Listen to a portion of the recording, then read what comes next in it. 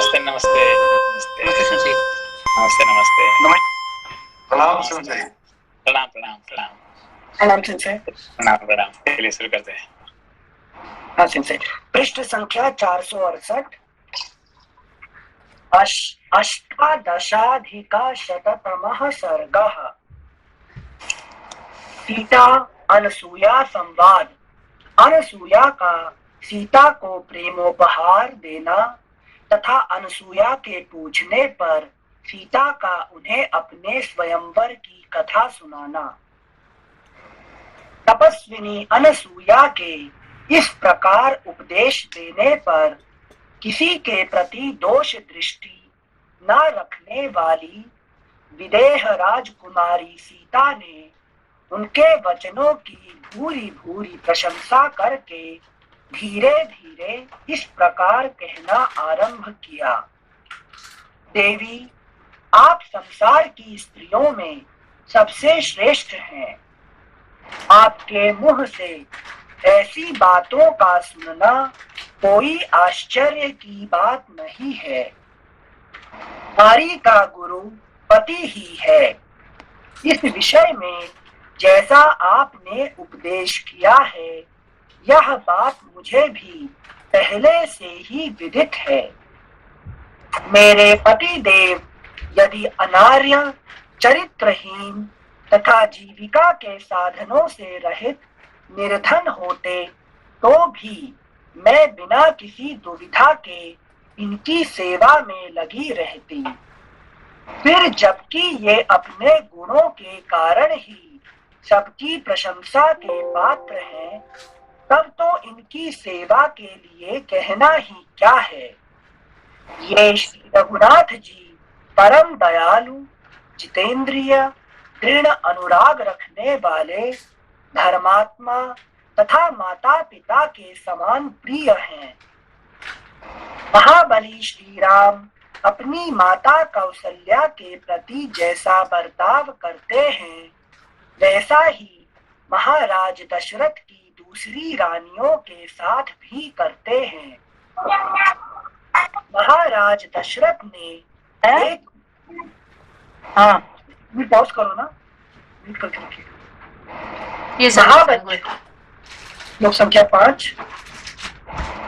महाबली श्री राम अपनी माता कौशल्या के प्रति जैसा बर्ताव करते हैं, वैसा ही महाराज दशरथ की दूसरी रानियों के साथ भी करते हैं। महाराज दशरथ ने एक बार भी जिन स्त्रियों को प्रेम दृष्टि से देख लिया है, उनके प्रति भी ये पितृवत्सल धर्मज्ञ वीर श्री राम मान छोड़कर माता के समान ही बर्ताव करते हैं। श्लोक संख्या 6 एक बार फिर से पढ़ रहे हैं। महाराज दशरथ ने एक बार भी जिन स्त्रियों को प्रेम दृष्टि से देख लिया है, उनके प्रति भी ये पितृवत्सल धर्मज्ञ वीर श्री राम मान छोड़कर माता के समान ही बर्ताव करते हैं। जब मैं पति के साथ निर्जन वन में आने लगी, उस समय मेरी सास कौशल्या ने मुझे जो कर्तव्य का उपदेश दिया था, वह मेरे हृदय में ज्यों का त्यों स्थिर भाव से अंकित है। पहले मेरे विवाह काल में अग्नि के समीप माता ने मुझे जो शिक्षा दी थी, वह भी मुझे अच्छी तरह याद है।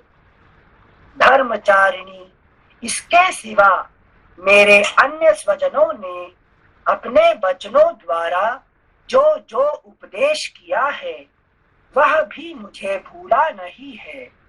स्त्री के लिए पति की सेवा के अतिरिक्त दूसरे किसी तप का विधान नहीं है।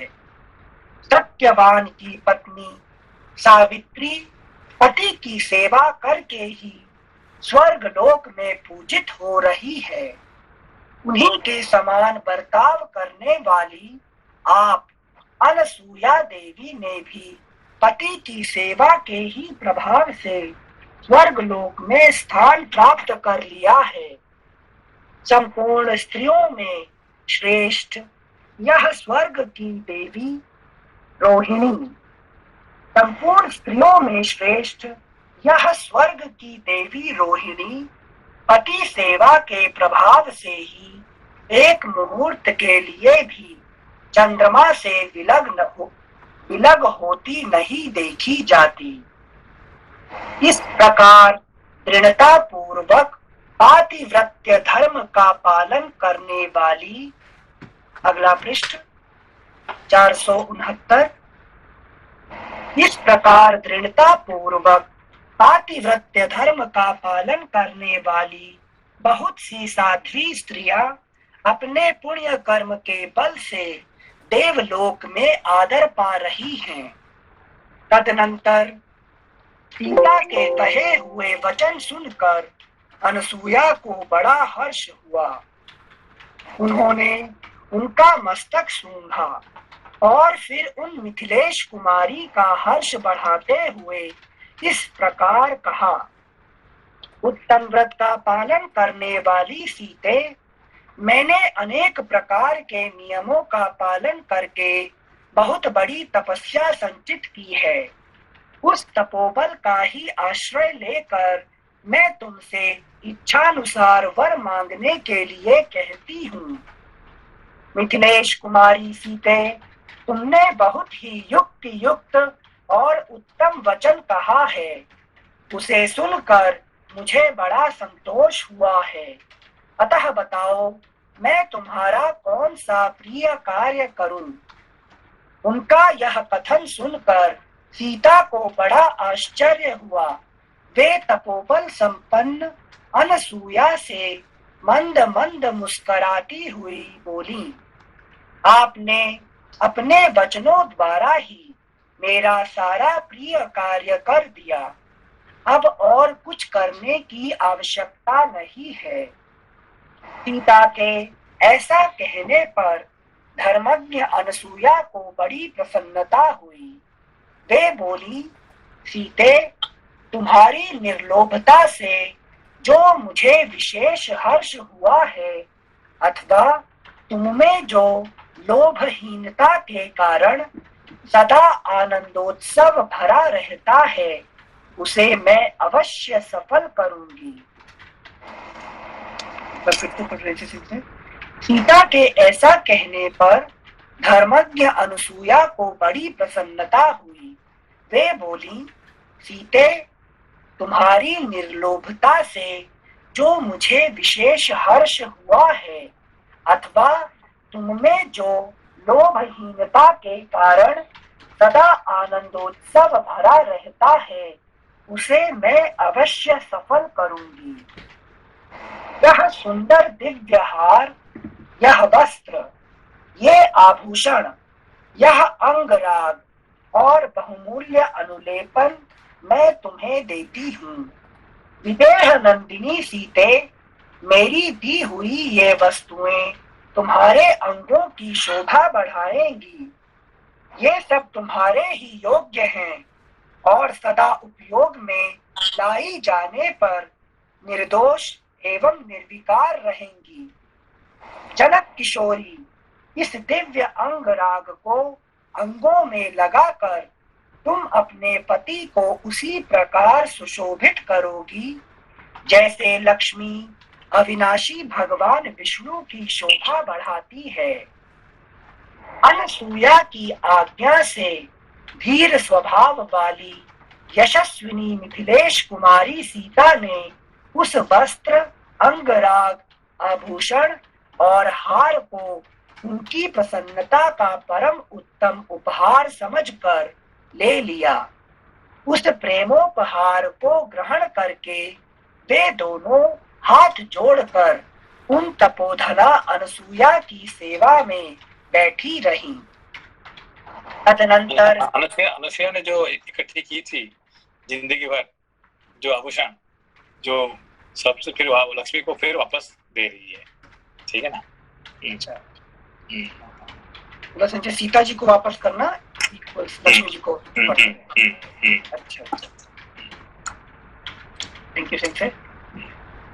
श्लोक संख्या 21-22। अनसुया की आज्ञा से धीर स्वभाव वाली यशस्विनी मिथिलेश कुमारी सीता ने उस वस्त्र, अंगराग, आभूषण और हार को उनकी प्रसन्नता का परम उत्तम उपहार समझकर ले लिया।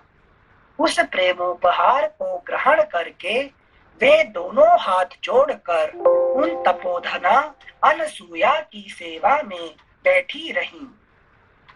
तदनंतर इस प्रकार अपने निकट बैठी हुई सीता से दृढ़ता पूर्वक उत्तम व्रत का पालन करने वाली अनसुया ने कोई परम प्रिय कथा सुनाने के लिए इस प्रकार पूछना आरंभ किया।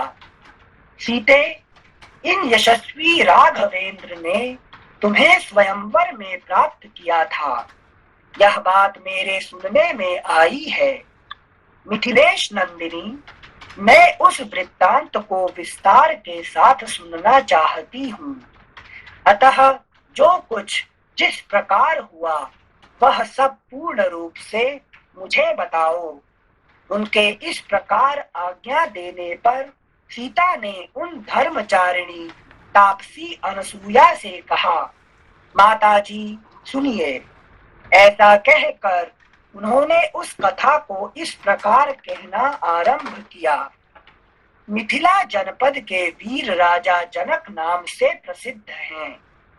मिथिला जनपद के वीर राजा जनक नाम से प्रसिद्ध हैं।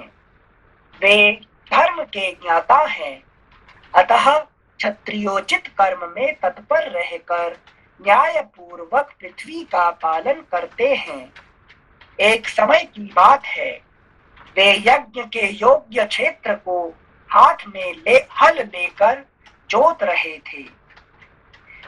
वे यज्ञ के योग्य क्षेत्र को हाथ में हल लेकर जोत रहे थे। इसी समय मैं पृथ्वी को फाड़ कर प्रकट हुई। इतने मात्र से ही मैं राजा जनक की पुत्री हुई। लोक संख्या 28 एक बार फिर से पढ़ रहे हैं। एक समय की बात है, वे यज्ञ के योग्य क्षेत्र को हाथ में हल लेकर जोत रहे थे। इसी समय मैं पृथ्वी को फाड़ कर प्रकट हुई। इतने मात्र से ही मैं राजा जनक की पुत्री हुई। वे राजा उस क्षेत्र में औषधियों को मुट्ठी में लेकर बो रहे थे। इतने ही में उनकी दृष्टि मेरे ऊपर पड़ी। मेरे सारे अंगों में, अगला पृष्ठ 470। तो असली माँ कौन है सीता का? धरती माँ है, ठीक है ना। तो उसको कहते हैं अयोनिजा। कोई मनुष्य का गर्भ से पैदा नहीं हुई है, ठीक है ना। जैसे महाभारत का जो हीरोइन है द्रौपदी, वो भी अयोनिजा है, और यहाँ का भी जो हीरोइन है सीता, वो भी अयोनिजा है, ठीक है। पृथ्वी से प्रकट होना मतलब है प्रकृति रूप ही ना। प्रकृति रूप से, मतलब ये देखिए, ये है कौन है असली में? ये तो लक्ष्मी जी है। फिर इस संसार में फिर प्रकट होने के लिए प्रकृति से का शरीर लेना पड़ेगा, ठीक है ना। ये शरीर, तो यही पॉइंट है, ठीक है ना। थैंक यू संख्या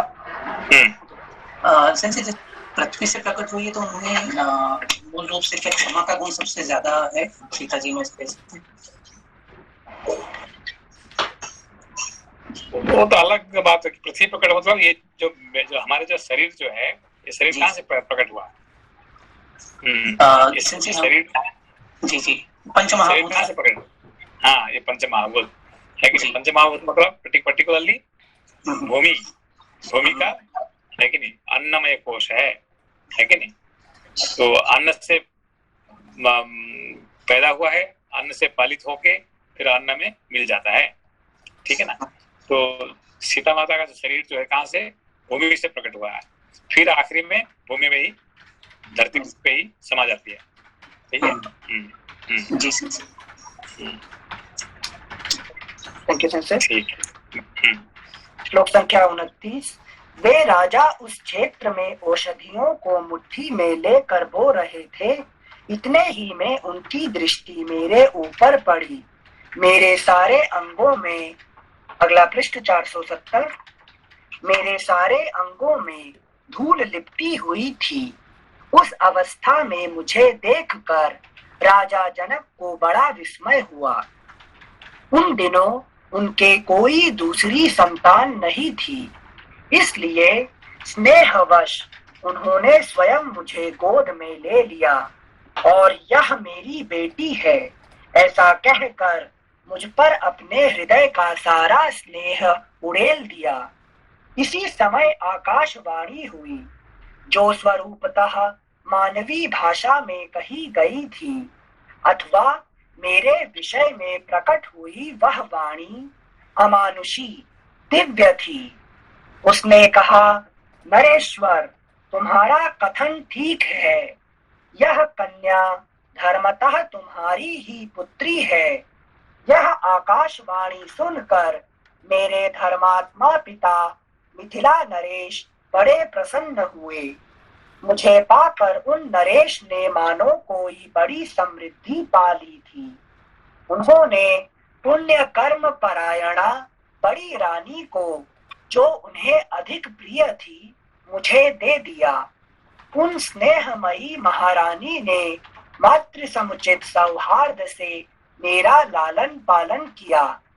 जब पिता ने देखा कि मेरी अवस्था विवाह के योग्य हो गई, तब इसके लिए वे बड़ी चिंता में पड़े। जैसे कमाए हुए धन का नाश हो जाने से निर्धन मनुष्य को बड़ा दुख होता है, उसी प्रकार वे मेरे विवाह की चिंता से बहुत दुखी हो गए। संसार में कन्या के पिता को वह भूतल पर इंद्र के ही तुल्य क्यों ना हो, वर पक्ष के लोगों से वे अपने समान या अपने से छोटी हैसियत के ही क्यों ना हो, प्रायः अपमान उठाना पड़ता है। वह अपमान सहन करने की घड़ी अपने लिए बहुत समीप आ गई है। यह देखकर राजा चिंता के समुद्र में डूब गए। जैसे नौका रहित मनुष्य पार नहीं पहुंच पाता, उसी प्रकार मेरे पिता भी चिंता का पार नहीं पा रहे थे। मुझे अयोनिजा कन्या समझकर वे भूपाल मेरे लिए योग्य और परम सुंदर पति का विचार करने लगे, किंतु किसी निश्चय पर नहीं पहुंच सके। तदा मेरे विवाह की चिंता में पड़े रहने वाले उन महाराज के मन में एक दिन यह विचार उत्पन्न हुआ कि मैं धर्मतः अपनी पुत्री का स्वयंवर करूंगा। उन्हीं दिनों उनके एक महान यज्ञ में प्रसन्न होकर महात्मा वरुण ने उन्हें एक श्रेष्ठ दिव्य धनुष तथा अक्षय बाणों से भरे हुए 2 तरकस दिए। वह धनुष इतना भारी था कि मनुष्य पूरा प्रयत्न करने पर भी उसे हिला भी नहीं पाते थे। भूमंडल के नरेश स्वप्न में भी उस धनुष को झुकाने में असमर्थ थे। उस धनुष को पाकर मेरे सत्यवादी पिता ने पहले भूमंडल के राजाओं को आमंत्रित करके उन नरेशों के समूह में यह बात कही, जो मनुष्य इस धनुष को उठाकर इस पर प्रत्यंचा चढ़ा देगा, मेरी पुत्री सीता उसी की पत्नी होगी, इसमें संशय नहीं है। अपने भारी सर नमस्कार। नमस्कार। ये जो धनुष है सर, ये तो अभी तक जो हमने सुना था वो परशुराम जी ने उनको दिया था या शिव जी का वो धनुष था। इसमें पहली बार ये में आ रहा है कि वरुण जी ने इनको ये दिया है। नहीं, ये है शिव जी का धनुष है, ठीक है ना। तो जो जितने संसार का संपत्ति है ये कहाँ रहता है, ये सब वरुण जी का पास रहता है। जी जी, है कि नहीं। तो वरुण जी का पास में ही सारी संपत्ति रहता है, ठीक है ना। तो वो देते हैं किसको, है कि नहीं, तुम रख लो, वो है कि किसको देते हैं, ठीक है ना। तो वरुण जी मतलब असली में कौन है कि जो हमारे जो समुद्र है पानी का देवता है, ठीक है ना। तो सारे संपत्ति पानी का अंदर में ही रहता है, ठीक है ना। जी जी। तो वो है शिव जी का धनुष है, और उसका अच्छा। जो रहता कहाँ पे कि वरुण जी का पास रहता है। परशुराम क्या लिंक है सर? जो परशुराम हाँ, परशुराम जो है उनका काम होता है कि कौन अवतार है उसको टेस्ट करने का काम परशुराम जी का होता है, ठीक है ना। तो वो सर्टिफिकेट देते हैं भाई ये अवतार है कि अवतार नहीं है, ये काम उनका परशुराम जी का काम होता है कि नहीं। लेकिन ये राम जी अवतार है ये मान लिया तो परशुराम जी मान लिया तो उसका सबको मानना पड़ेगा। तो फिर कृष्ण अवतार भी है कि नहीं, तो वो है कि नहीं, वो टेस्ट करते हैं आखिरी में, है कि नहीं। Okay sir, thank you.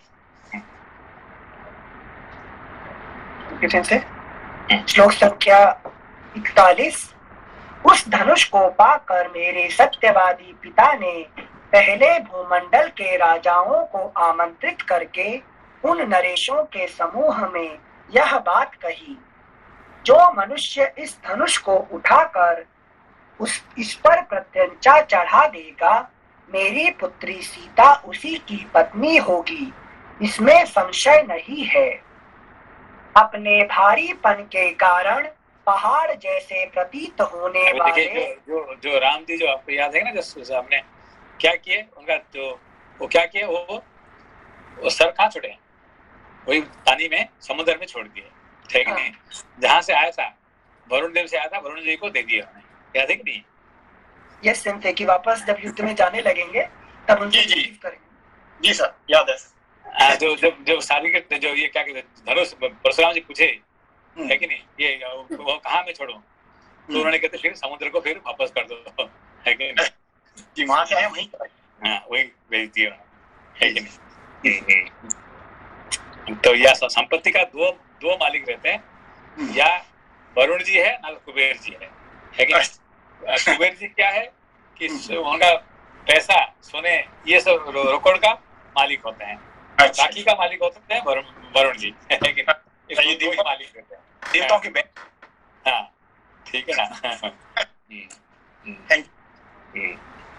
जैसे वरुण जी मतलब एंजॉयमेंट वैसा वाला कुछ नहीं, मतलब सुखी रहने के लिए जो कुछ भी साधन आवश्यक होते हैं उन चीजों के वरुण जी मालिक हैं, या ओवरऑल ऑल प्रॉपर्टीज। जो पैसा होता है, जो क्या कहते हैं, कुबेर किसका मालिक होते हैं, सिर्फ प्रॉपर्टी मतलब पैसे का, ठीक है ना, धन संपत्ति का मालिक होते हैं। बाकी जो है, जो असली जो बाकी जो भूमि का मालिक, भूमि में से जो निकलता है सारे, ये सब वरुण जी मालिक होते हैं। अच्छा, ओके थैंक यू सिंसे। श्लोक संख्या 42। जो मनुष्य इस धनुष को उठाकर इस पर प्रत्यंचा चढ़ा देगा, मेरी पुत्री सीता उसकी पत्नी होगी, इसमें संशय नहीं है। अपने भारीपन के कारण पहाड़ जैसे प्रतीत होने वाले उस श्रेष्ठ धनुष को देखकर वहां आए हुए राजा जब उसे उठाने में समर्थ ना हो सके, तब उसे प्रणाम करके चले गए। तदनंतर दीर्घ काल के पश्चात ये महातेजस्वी रघुकुल नंदन सत्य पराक्रमी श्री राम अपने भाई लक्ष्मण को साथ ले विश्वामित्र जी के साथ मेरे पिता का यज्ञ देखने के लिए मिथिला में पधारे। उस समय मेरे पिता ने धर्मात्मा विश्वामित्र मुनि का बड़ा आदर सत्कार किया। अगला पृष्ठ 471। तब वहां विश्वामित्र जी मेरे पिता से बोले, राजन, ये दोनों रघुकुल भूषण श्री राम और लक्ष्मण महाराज दशरथ के पुत्र हैं और आपके उस दिव्य धनुष का दर्शन करना चाहते हैं। आप अपना वह देव प्रदत्त धनुष राजकुमार श्री राम को दिखाइए। आप अपना वह देव प्रदत्त धनुष राजकुमार श्री राम को दिखाइए। जो देवताओं से जो मिला हुआ है इसको है देव प्रदत्त, ठीक है ना। चाहे शिव जी का धनुष हो कि वरुण जी का पास से आया है, लेकिन आपसे मिला, देवताओं से मिला है, ठीक है ना। श्लोक संख्या 47। विप्रवर विश्वामित्र के ऐसा कहने पर पिताजी ने उस दिव्य धनुष को मंगवाया और राजकुमार श्री राम को उसे दिखाया। महाबली और परम पराक्रमी श्री राम ने पलक मारते मारते उस धनुष पर प्रत्यंचा चढ़ा दी और उसे तुरंत कान तक खींचा। उनके वेग पूर्वक खींचते समय वह धनुष बीच से ही टूट गया और उसके दो टुकड़े हो गए। उसके टूटते समय ऐसा भयंकर शब्द हुआ मानो वहां वज्र टूट पड़ा हो। तब मेरे सत्य प्रतिज्ञ पिता ने जल का उत्तम पात्र लेकर श्री राम के हाथ में मुझे दे देने का उद्योग किया। ये सब कहाँ आना चाहिए था? ये सब आना चाहिए था सीता स्वयंवर के पास आना चाहिए था, ठीक है ना। पर उस टाइम पे जो वाल्मीकि जो नहीं कर पाए थे, अब वो अभी यहाँ से सीता जी का मुंह से निकल रहे हैं यहाँ से, ठीक है ना। ये पूछ रही है, अनुसुईया पूछ रही है और सीता जी उसको वर्णन कर रही है, ठीक है ना। थैंक यू श्लोक संख्या 51। उस समय अपने पिता अयोध्या नरेश महाराज दशरथ के अभिप्राय को जाने बिना श्री राम ने राजा जनक के देने पर भी मुझे नहीं ग्रहण किया। जाने बिना श्री राम ने राजा जनक के देने पर भी मुझे नहीं ग्रहण किया। जनक जी तो दे दिए, जनक जी तो सीता जी को दे दिए, मगर राम जी ग्रहण नहीं किए, ठीक है ना। क्यों ग्रहण नहीं किए? कहते परमिशन नहीं ली थी पिताजी से। हाँ, पिताजी का परमिशन नहीं होने से वो ग्रहण नहीं कर पाएंगे, इसीलिए वो जनक जी देने पर भी उन्होंने ग्रहण नहीं किए। अच्छा। लेकिन कन्यादान कर रहे होते तो उसका दान स्वीकार नहीं करे तो कुछ गलत नहीं है ना? नहीं, मतलब वही है कि राम जी का तो कुछ नियम है ना जिंदगी में। कृष्ण से अलग है, कृष्ण तो किडनैप कर सकते हैं, है कि नहीं। मगर राम जी तो वो उनका नियम है, नियम कानून उनका वो भंग नहीं कर सकते हैं। मर्यादा पुरुषोत्तम। माता पिताजी को बिना बताए शादी नहीं करना चाहते हो ना। हाँ, ये है सर। Thank you sir. श्लोक संख्या 52। तदनंतर मेरे बूढ़े श्वशुर राजा दशरथ की अनुमति लेकर पिताजी ने आत्मज्ञानी श्री राम को मेरा दान कर दिया।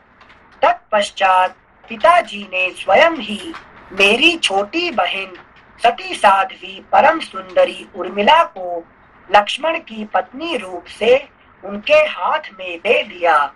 इस प्रकार उस स्वयंवर में पिताजी ने श्री राम के हाथ में मुझको सौंपा था।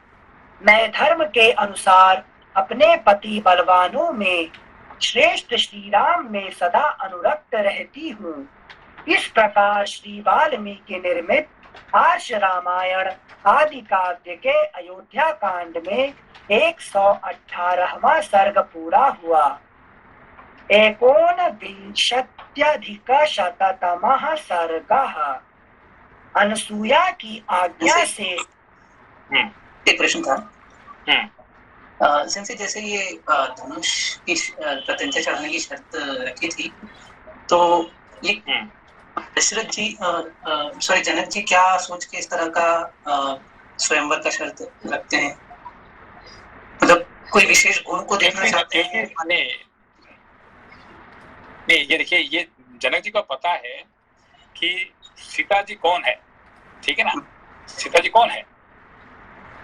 स्वयं लक्ष्मी माँ है, ठीक है ना। तो लक्ष्मी किसको जितने राजा आए थे किसी को भी शादी करा देंगे क्या? उनका तो पति तो निश्चित है कि नहीं।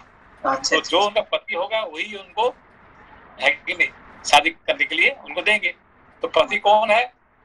जो अवतार पुरुष होंगे, है कि नहीं, जो ये धनुष को, है कि नहीं, तोड़ सकते हैं, तो वही अवतार होंगे और वही शादी करने के लिए योग्य है, ठीक है ना। बाकी किसी से अपने आप हिलेगा भी नहीं पूछना, बाकी कोई और आएगा तो। हाँ, बाकी तो हिला नहीं सकते हैं। सिर्फ अवतार ही, जैसे कि कंस का जो रखा हुआ जो धनुष है, सिर्फ कृष्ण ही आके उसको, है कि नहीं, तोड़ सकते। यही परशुराम जी का था कि जो भी आके इसको तोड़ेगा वही अवतार होगा, ठीक है ना। जी thank you. Thank you sincere.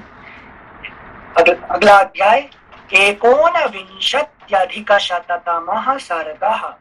एकोनविंशत्यधिकशततमः सर्गः। अनसूया की आज्ञा से सीता का उनके दिए हुए वस्त्राभूषणों को धारण करके श्री राम के पास आना तथा श्री राम आदि का रात्रि में आश्रम पर रहकर प्रातः काल अन्यत्र जाने के लिए ऋषियों से विदा लेना। धर्म को जानने वाली अनसूया ने उस लंबी कथा को सुनकर मिथिलेश कुमारी सीता को अपनी दोनों भुजाओं से अंक में भर लिया और उनका मस्तक सूंघ कर कहा, बेटी, तुमने सुस्पष्ट अक्षर वाले शब्दों में यह विचित्र एवं मधुर प्रसंग सुनाया। तुम्हारा स्वयंवर जिस प्रकार हुआ था वह सब मैंने सुन लिया। मधुर भाषिणी सीते, तुम्हारी इस कथा में मेरा मन बहुत लग रहा है। तथापि तेजस्वी सूर्यदेव रजनी की शुभ वेला को निकट पहुंचाकर अस्त हो गए। जो दिन में चारा चुगने के लिए चारों ओर छिटके हुए थे, वे पक्षी अब संध्या काल में नींद लेने के लिए अपने घोंसलों में आकर छिप गए हैं। उनकी यह ध्वनि सुनाई दे रही है। ये जल से भीगे हुए वलकल धारण करने वाले मुनि, जिनके शरीर स्नान के कारण आर्द्र दिखाई देते हैं, जल से भरे कलश उठाए एक साथ आश्रम की ओर लौट रहे हैं। महर्षि अत्रि ने विधि पूर्वक अग्निहोत्र संबंधी होम कर्म संपन्न कर लिया है। अतः वायु के वेग से ऊपर को उठा हुआ यह कबूतर के कंठ की भांति श्याम वर्ण का धूम दिखाई दे रहा है। अगला पृष्ठ 472। अपनी इंद्रियों से दूर देशों में चारों ओर जो वृक्ष दिखाई देते हैं, वे थोड़े पत्ते वाले होने पर भी अंधकार से व्याप्त हो घनीभूत हो गए हैं। अतएव दिशाओं का भान नहीं हो रहा है। रात को विचरने वाले प्राणी उल्लूवादी सब ओर विचरण कर रहे हैं तथा ये तपोवन के मृग पुण्य क्षेत्र स्वरूप आश्रम के वेदी आदि विभिन्न प्रदेशों में सो रहे हैं। सीते, अब रात हो गई, वह नक्षत्रों से सज गई है। आकाश में चंद्रदेव चांदनी की चादर ओढ़े उदित दिखाई देते हैं। अतः अब जाओ, मैं तुम्हें जाने की आज्ञा देती हूँ। जाकर श्री रामचंद्र जी की सेवा में लग जाओ। तुमने अपनी मीठी मीठी बातों से मुझे भी बहुत संतुष्ट किया है। बेटी मिथिलेश कुमारी, पहले मेरी आंखों के सामने अपने आप को अलंकृत करो।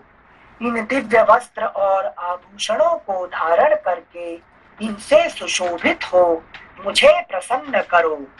यह सुनकर देव कन्या के समान सुंदरी सीता ने उस समय उन वस्त्राभूषणों से अपना श्रृंगार किया और अनसूया के चरणों में सिर झुकाकर प्रणाम करने के अनंतर वे श्री राम के सम्मुख गईं। श्री राम ने जब इस प्रकार सीता को वस्त्र और आभूषणों से विभूषित देखा, तब तपस्विनी अनसूया के उस प्रेमोपहार के दर्शन से वक्ताओं में श्रेष्ठ श्री रघुनाथ जी को बड़ी प्रसन्नता हुई। उस समय मिथिलेश कुमारी सीता ने तपस्विनी अनसूया के हाथ से जिस प्रकार वस्त्र, आभूषण और हार आदि का प्रेमोपहार प्राप्त हुआ था, वह सब श्री रामचंद्र जी से कह सुनाया। भगवान श्री राम और महारथी लक्ष्मण सीता का वह सत्कार जो मनुष्यों के लिए सर्वथा दुर्लभ है, देखकर बहुत प्रसन्न हुए। तदनंतर समस्त तपस्वी जनों से सम्मानित हुए। रघुकुल नंदन श्री राम ने अनसुईया के दिए हुए पवित्र अलंकार आदि से अलंकृत चंद्रमुखी सीता को देखकर बड़ी प्रसन्नता के साथ वहां रात्रि भर निवास किया। वह रात बीतने पर जब सभी वनवासी तपस्वी मुनि स्नान करके अग्निहोत्र कर चुके, तब पुरुष सिंह श्री राम और लक्ष्मण ने उनसे जाने के लिए आज्ञा मांगी। तब वे धर्मपरायण वनवासी तपस्वी उन दोनों भाइयों से इस प्रकार बोले, रघुनंदन, इस वन का मार्ग राक्षसों से आक्रांत है, यहाँ उनका उपद्रव होता रहता है। इस विशाल वन में नाना रूपधारी नरभक्षी राक्षस तथा रक्त भोजी हिंसक पशु निवास करते हैं। राघवेंद्र, जो तपस्वी और ब्रह्मचारी यहाँ अपवित्र राघवेंद्र, जो तपस्वी और ब्रह्मचारी यहाँ अपवित्र अथवा असावधान अवस्था में मिल जाता है, उसे वे राक्षस और हिंसक जंतु इस महान वन में खा जाते हैं। अतः कंडीशन क्या है कि नहीं? अपवित्र अपवित्र और असावधान जो रहता है उसको ही खाते हैं, है कि नहीं? इनसे मतलब यार फिजिकल खाने का नहीं बोल रहे ना, बेसिकली राक्षस अटैक करते हैं मेंटल उसमें। ये राक्षस मतलब ये आपका जो माइंड को जो अटैक करते हैं, जो डिजायर होता है ना, वो ही, ठीक है ना? Thank you Sanjay. श्लोक संख्या तो आप जिस कर्म के लिए आए थे वो पूरा नहीं हुआ, उसका मतलब क्या हुआ? आपको खा गया राक्षस, ठीक है ना? हम आए थे क्या करने के लिए, अभी क्या कर रहे हैं, उसका मतलब क्या हुआ? हमको खा गए राक्षस लोगों ने, ठीक है ना? हम आए थे किसी लिए और अभी कर रहे हैं क्या, है कि नहीं? अच्छा, मतलब मेरा अगर my time for that task is lost, जब टाइम चला जाता है तो समय, time is lost, my energy is lost, my resources are lost and my life is lost, ठीक है ना? Thank you Sanjay. श्लोक संख्या 20। राघवेंद्र, जो तपस्वी और ब्रह्मचारी यहाँ अपवित्र अथवा असावधान अवस्था में मिल जाता है, उसे वे राक्षस और हिंसक जंतु इस महान वन में खा जाते हैं। अतः आप उन्हें रोकिए, यहाँ से मार भगाइए। रघुकुल भूषण, यही वह मार्ग है जिससे महर्षि लोग वन के भीतर फल मूल लेने के लिए जाते हैं। आपको भी इसी मार्ग से इस दुर्गम वन में प्रवेश करना चाहिए। तपस्वी ब्राह्मणों के हाथ जोड़कर तपस्वी ब्राह्मणों ने हाथ जोड़कर जब ऐसी बातें कही और उनकी मंगल यात्रा के लिए स्वस्ति वाचन किया, तब शत्रुओं को संताप देने वाले भगवान श्री राम ने अपनी पत्नी सीता और भाई लक्ष्मण के साथ उस वन में प्रवेश किया, मानो सूर्य देव मेघों की घटा के भीतर घुस गए हों। तो यहाँ पे क्या है कि वह जंगल के अंदर में घुस गए, ठीक है ना? तो उसका मतलब क्या हुआ? यहाँ से जो है अयोध्या कांड यहाँ से खत्म हो जाता है कि नहीं? क्योंकि अयोध्या का जो अयोध्या कांड में क्या था, सारे all topics are connected to the Ayodhya, है कि नहीं? सब कुछ अयोध्या मेन है, ठीक है ना? बाल कांड में मेन कौन है? बालक अवस्था का राम, वो मेन है कि नहीं? बालक। फिर अयोध्या कांड में अयोध्या मेन टॉपिक है, राम इम्पोर्टेंट नहीं है, अयोध्या वहाँ इम्पोर्टेंट है, ठीक है? सब कुछ अयोध्या। फिर अभी शुरू कहाँ से शुरू होगा? अरण्य कांड। अभी देखो अरण्य में घुस गए राम जी, कहाँ गए? अरण्य में। सब कुछ जो कुछ होगा अरण्य इम्पोर्टेंट हो जाएगा, ठीक है ना? इसी हिसाब से कांड मतलब वो topic is what? Ayodhya is topic, Aranya is topic, है कि नहीं? तो ये सब टॉपिक हो जाता है उसमें से। लंका कांड, Lanka is topic, main topic, ठीक है ना? जैसे मतलब अभी तक जो चल रहा था वो सब अरण्य के बाहर बॉर्डर पे सब कुछ हुआ है। अभी जो कुछ नहीं, अभी सब कुछ जो थॉट जो है, ये जो अयोध्या कांड का सारे टॉपिक किसके ऊपर निर्भर होता है? अयोध्या के सरे ऊपर। अयोध्या के ऊपर, Ayodhya is the main topic, Ram is not topic important, है कि नहीं? वहां पे मेन इंपोर्टेंट सब कुछ बात है अयोध्या, अयोध्या का राजा दशरथ, अयोध्या का रानी कौशल्या, कैकेयी, है कि नहीं? ये सब अयोध्या का ही इंपोर्टेंट चल रहा था। अच्छा अच्छा, अभी अयोध्या का टॉपिक खत्म हो जाता है यहाँ पे, अरण्य इंपोर्टेंट हो जाता है। Thank you sensei. इत्यार्षे श्रीमद् रामायणे वाल्मीकीये आदिकाव्ये अयोध्याकाण्डे 19विंशत्यधिकशततमः सर्गः। इस प्रकार श्री वाल्मीकि निर्मित आर्ष रामायण आदि काव्य के अयोध्या कांड में 119वां सर्ग पूरा हुआ। अयोध्या कांडम संपूर्णम। हरि ओम तत्सत। श्री गुरुभ्यो नमः। हरि ओम।